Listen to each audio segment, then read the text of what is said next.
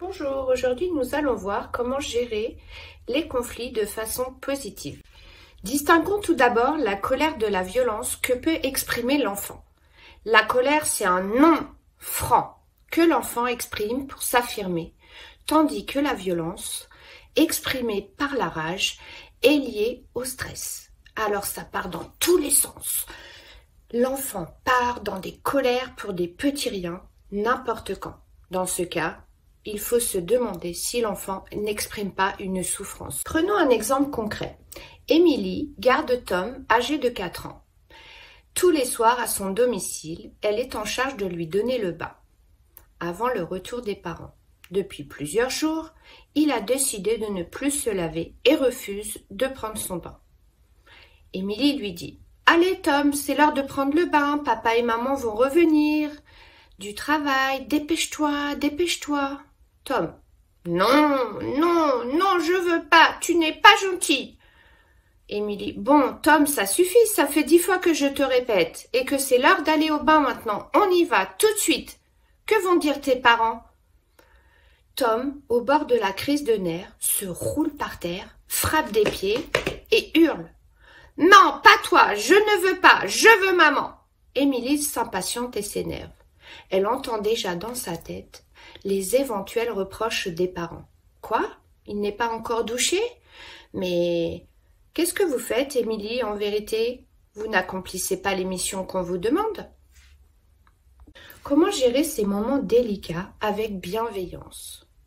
En un, déjà, tout d'abord, retrouver son calme. Pour garder le contrôle, ça passe par respirer calmement et profondément. Se montrer empathique en accueillant les émotions de l'enfant pour faire redescendre la pression et lui apprendre à mieux gérer sa colère. Oui, Tom, je vois que tu es en colère et je te comprends. Tu préférais que ce soit maman qui te donne le bain et tu trouves cela injuste que ce soit moi. Ce n'est pas facile pour toi cette situation. L'enfant pensera alors « C'est super, elle me comprend ». Ensuite, l'aider à revenir au calme. Pour cela, on peut lui proposer un câlin ou un jeu qu'il aime bien faire et qu'il pourra faire dans le bain. Tout cela n'est pas simple à mettre en place et demande de travailler un peu sur soi-même. Se programmer mentalement, en anticipant. Mettre en place à l'avance des solutions qui vont permettre à l'enfant d'agir de façon attendue. Et oui, il vaut mieux prévenir que guérir. Réévaluer la situation. Autrement dit, mieux comprendre les origines de la colère de l'enfant, car parfois, une colère cache quelque chose de plus profond. N'a-t-il pas déménagé ou changé de lit? N'y a-t-il pas eu un petit frère ou une petite sœur qui vient d'arriver, une rentrée à l'école? Cherchez l'intention positive initiale. Quel était le besoin que l'enfant cherchait à satisfaire? Dans le cas de Tom, sans doute, partager un temps privilégié avec ses parents.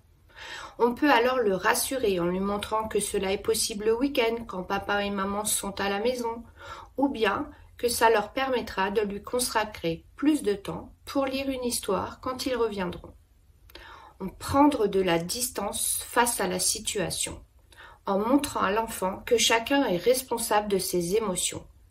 Respirer profondément pour apaiser la situation et mettre des mots sur son propre ressenti. Émilie dit « Moi aussi je me sens énervée quand tu ne m'écoutes pas, et ça me rend triste de me fâcher. » Il faut surtout arrêter de culpabiliser. Chacun fait ce qu'il peut. L'éducation positive, c'est fournir des ressources à l'enfant pour accepter les limites. Concrètement, comment faire plutôt que de dire tout le temps « non ». Bonne journée.